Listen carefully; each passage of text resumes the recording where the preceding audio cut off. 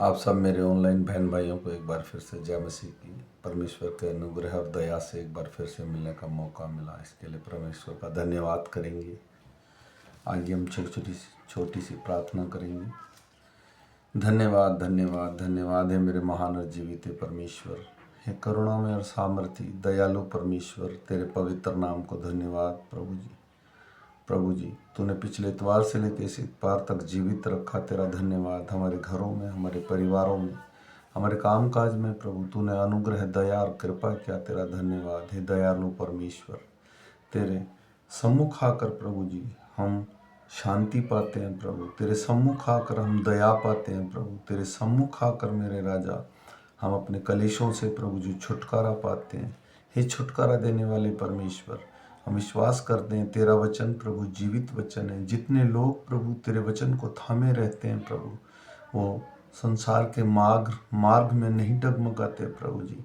सब पर दया कर, सब पर कृपा कर। जितने मेरे ऑनलाइन बहन भाई कोई बीमार है, कोई परेशान है, कोई आर्थिक तंगी में, कोई नौकरी से प्रभु, कहो प्रभु जी उन जो नौकरी में है मेरे राजा, उन सब का प्रमोशन कर प्रभु। और मेरे राजा, जितने लोग प्रभु तुझे पूर्ण हृदय से, पूर्ण मन से ढूंढते हैं, तुम सबको मिलता है प्रभु जी। प्रभु आज हम शाम का वचन पढ़ने जा रहे हैं मेरे राजा। प्रभु हमारी मदद करना, हमारी बुद्धि को खोल देना प्रभु, हमारी अगुवाई करना, ताकि प्रभु तेरी गूढ़ बातों को हम समझ सकें। इसके लिए विश्वास करता हूँ प्रभु, जितने मेरे ऑनलाइन बहन भाई इस वचन को सुने प्रभु, सब पर अपनी दया और कृपा बनाए रखना।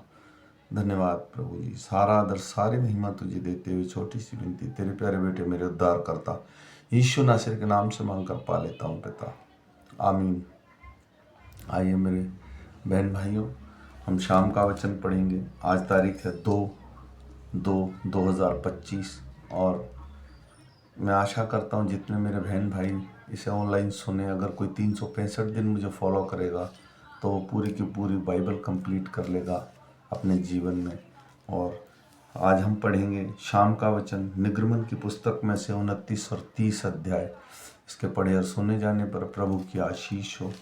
कल हमने पढ़ा था किस तरह से याजकीय वस्त्र बनानी है, और मूसा को जो सैन पर्वत पे परमेश्वर ने बुलाया, और किस तरह उसकी होदी बनानी है, किस तरह उसकी वेदी बनानी है, कैसे उसको उठाना है।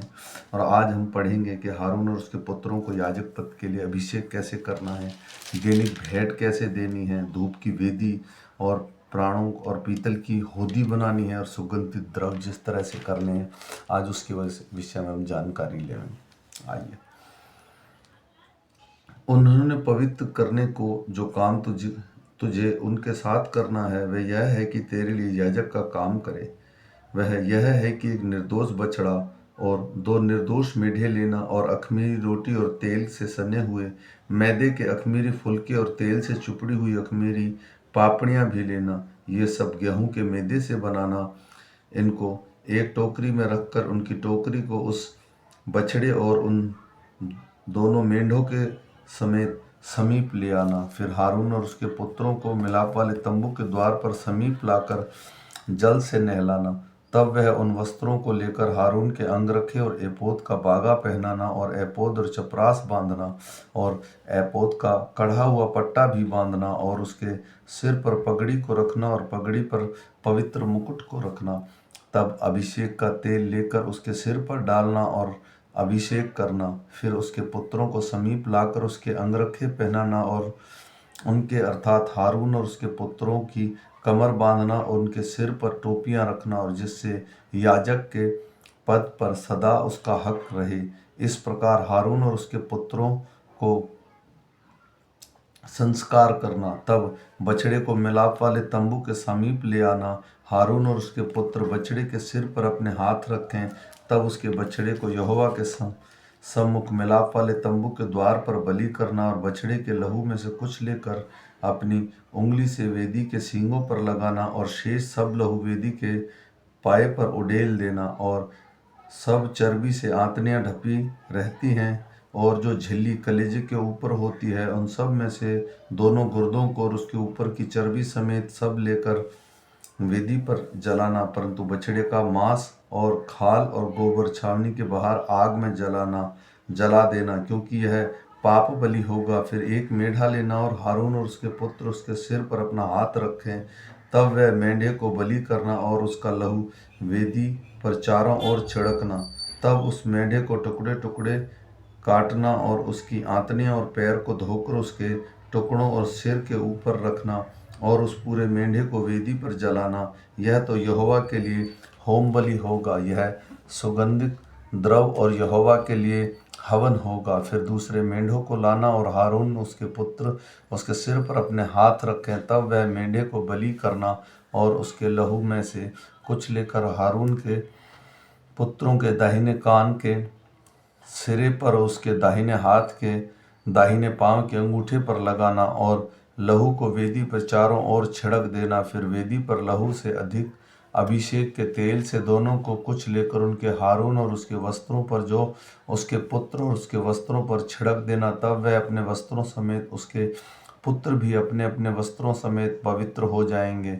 तब मेंढे को करने संस्कार वाला जानकर उसमें से चर्बी और मोटी पूंछ को, जिसमें चर्बी से आंतड़ियां ढपी रहती हैं, उनके और कलेजे के झिल्ली को और चर्बी समेत दोनों गुर्दों को और दाहिने पुट्ठे को लेना और अख़मीरी रोटी की टोकरी को जो यहोवा के आगे धरी होगी उसमें से एक रोटी और तेल से सने हुए मैदे का एक फुलका और एक पापड़ी लेकर इन सब को हारून और उसके पुत्रों के हाथों में रखकर हिलाए जाने की भेंट करके यहोवा के आगे हिलाई जाए।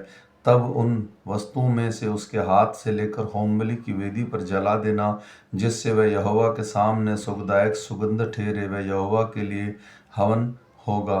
फिर हारून ने संस्कार का जो मेढ़ा होगा उसकी छाती पर लेकर हिलाए जाने की भेंट के लिए यहोवा के आगे हिलाना, और वह तेरा भाग ठहरेगा। और हारून और उसके पुत्रों के संस्कार का जो मेंढा होगा उसमें से हिलाए जाने की भेंट वाली छाती जो हिलाई जाएगी और उसके उठाए जाने की भेंट वाला पुट्ठा जो उठाया जाएगा, इन दोनों को पवित्र ठहराना। और ये सदा की विधि तेरे रीति पर इजराइलियों की ओर से उसके और उसके पुत्रों का भाग ठहरे, क्योंकि ये उठाए जाने की भेंट ठहरी है और यह इजराइलियों की ओर से उनके मेल बलियों में से यहोवा के लिए उठाए जाने की भेंट होगी। हारून के जो पुत्र पवित्र वस्त्र होंगे उनके बाद उनके बेटे पोते आदि को मिलते रहें, जिससे कि उन्हीं को पहने हुए उनका अभिषेक और संस्कार किया जाए। उसके पुत्रों में से जो उसके स्थान पर याजक होगा वह जब पवित्र स्थान में सेवा टहल करने को मिलाप वाले तंबू में पहले आए तो उनके वस्त्रों के 7 दिन तक पहने रहे। फिर याजक के संस्कार में जो मेढ़ा होगा वह उसे लेकर उसका मांस किसी पवित्र स्थान में पकाना।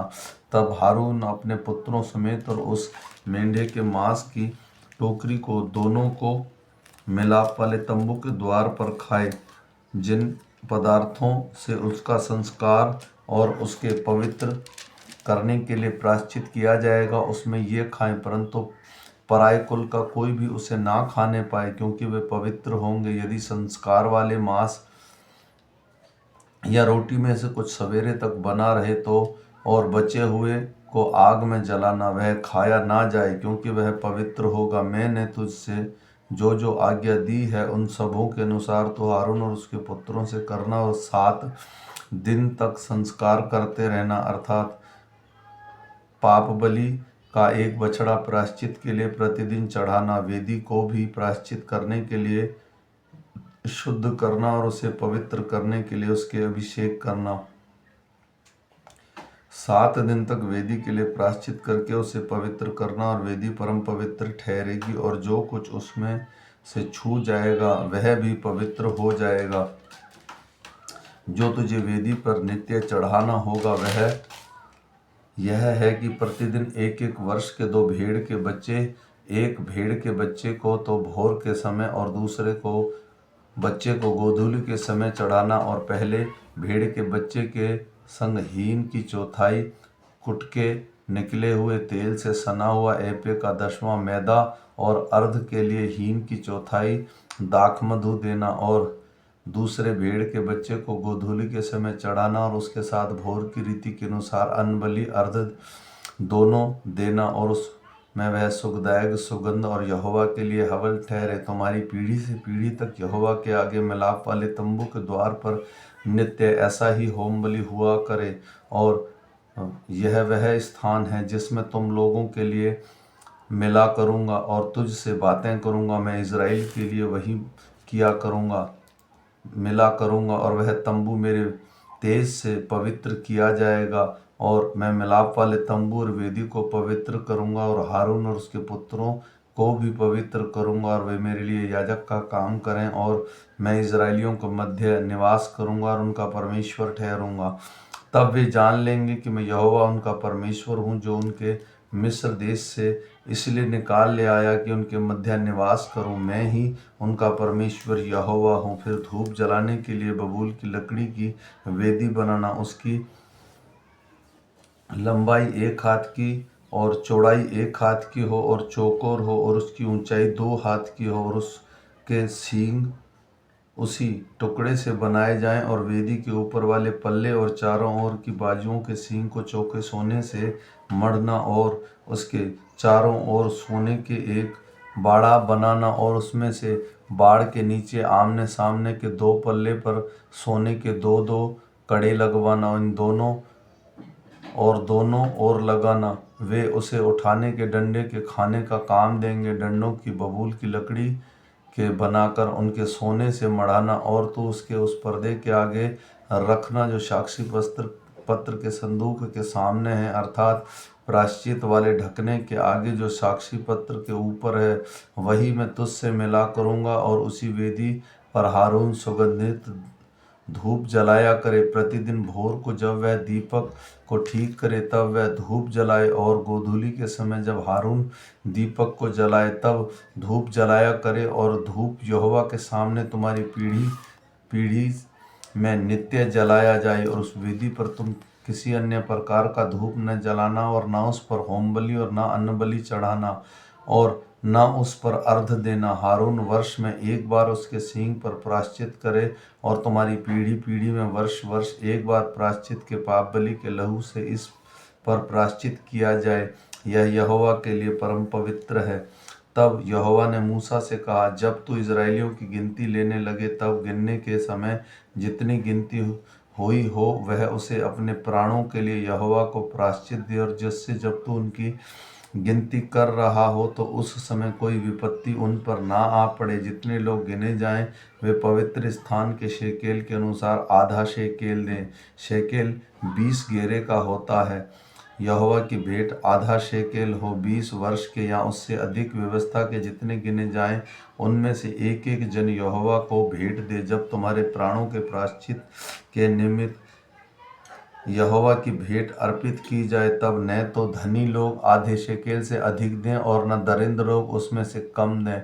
और तो इज़राइलियों के प्रायश्चित का रुपया लेकर मिलाप वाले तंबू के काम में लगाना, और जिससे वह यहोवा के सम्मुख इज़राइलियों को स्मरणार्थ चिन्ह ठहरे और उसके प्राणों का प्रायश्चित भी हो। यहोवा ने मूसा से कहा, धोने के लिए पीतल की एक हौदी और उसका पाया भी पीतल का बनाना। उसे मिलाप वाले तंबू और वेदी के बीच में रखकर उससे जल भर देना, और उससे हारून और उसके पुत्र अपने हाथ पांव धोया करें। जब जब वे मिलाप वाले तंबू में प्रवेश करें तब तब वे हाथ पांव जल से धोएं, नहीं तो वह मर जाएंगे। और जब जब वे वेदी के पास सेवा टहल करने अर्थात यहोवा के लिए हव्य जलाने को आएँ तब वे हाथ पांव धोएं, न तो कि वे मर जाएं। वह हारून और उसकी पीढ़ी पीढ़ी के वंश के लिए सदा की विधि ठहरे। फिर यहोवा ने मूसा से कहा, तू उत्तम से उत्तम सुगंधित द्रव्य ले, अर्थात पवित्र स्थान के शेकेल के अनुसार 500 शेकेल अपने आप मिला हुआ उसमें गंधरस, और आधा अर्थात 250 शेकेल सुगंधित दालचीनी, और 250 शेकेल सुगंधित अग्र, और 500 शेकेल तज, और 1 हीन जैतून का तेल लेकर उसमें अभिषेक के पवित्र तेल अर्थात गंधी की रीति से तैयार किया हुआ सुगंधित तेल बनाना। यह अभिषेक का पवित्र तेल ठहरे, और जिससे मिलाप वाले तंबू का और साक्षी पत्र के संदूक का और उसमें सारे सामान समेत मेज का और सामने समेत दीवट पर और धूप वेदी का और सारे सामान समेत होम वेदी और उसमें पाए समेत होदी का अभिषेक करना और उसके पवित्र करना, जिससे कि परम पवित्र ठहरे और जो कुछ उसे छू जाए वह पवित्र हो जाएगा। फिर हारून का उसके पुत्रों के साथ अभिषेक करना और वह इस प्रकार उन्होंने मेरे लिए याजक का काम करने के लिए पवित्र करना और इजराइलियों को मेरी ओर से आज्ञा सुनाना। यह तेल तुम्हारी पीढ़ी पीढ़ी में मेरे लिए पवित्र अभिषेक का तेल होगा। यह किसी मनुष्य की देह पर न डाला जाए और मिलावट के लिए उसके समान और कुछ न बनाना, यह पवित्र है। यह तुम्हारे लिए भी पवित्र होगा। जो कोई उसके सामने समान कुछ बनाए या तो उसमें से कुछ पराए कुल वाले पर लगाए या अपने लोगों को अग्निनोक में से नष्ट किया जाए। फिर यहोवा ने मूसा से कहा, बोल, नखी और कुंदरू ये सुगंधित द्रव्य शुद्ध लोबान समेत ले लेना। ये सब एक तोल के हों और इनका धूप अर्थात नमक मिलाकर गंधी की रीति के अनुसार चोखा और पवित्र सुगंधित द्रव्य बनाना। फिर उसमें से कुछ पीसकर बारीक कर डालना। तब उसमें से कुछ मिलाप वाले तंबू के साक्षी पत्र के आगे जहाँ पर मैं तुझसे मिला करूँगा रखना। वह तुम्हारे लिए परम पवित्र होगा। जो धूप तू बनाएगा मिलावट के समान तुम लोग अपने लिए कुछ ना बनाना, वह तुम्हारे आगे यहोवा के लिए पवित्र होगा। जो कोई सूंघने के लिए उसके समान कुछ बनाए वह अपने लोगों में से नष्ट किया जाए। आमीन। मेरे भाई और बहनों, आज जितनी चीज़ें परमेश्वर ने मूसा को सीन पर्वत आज्ञा दी है बनाने के लिए, वो पुराने नियम की सारी चीज़ें, जैसे वहाँ एक तंबू बनाया गया था और उस तंबू के अंदर में परमेश्वर के लिए एक पवित्र स्थान बनाया गया था। तो ये पुराने नियम की वो चीज़ें हैं जो मूसा को दी गई थी जब लोग वो इज़राइल से निकले, मिस्र से निकले थे और कानान के लिए आ रहे थे। तो ये रास्ते में जो था उनका मेल मिलाप वाला तंबू बनाया गया था। तो ये इज़राइलियों के लिए सारी विधियां और नियम थे और हारून जो है वो मूसा का भाई था। मैं आशा करता हूँ कि ये वचन हमको समझ में आए। हम कभी भी परमेश्वर के दास के इन सब चीज़ों के अलग अलग मतलब हैं, लेकिन पवित्र आत्मा में समझाएगा। हम कंटिन्यू इस बाइबल को पढ़ेंगे। फिर मिलेंगे सुबह के चैनल वचन के साथ। तब तक सबको जय मसीह।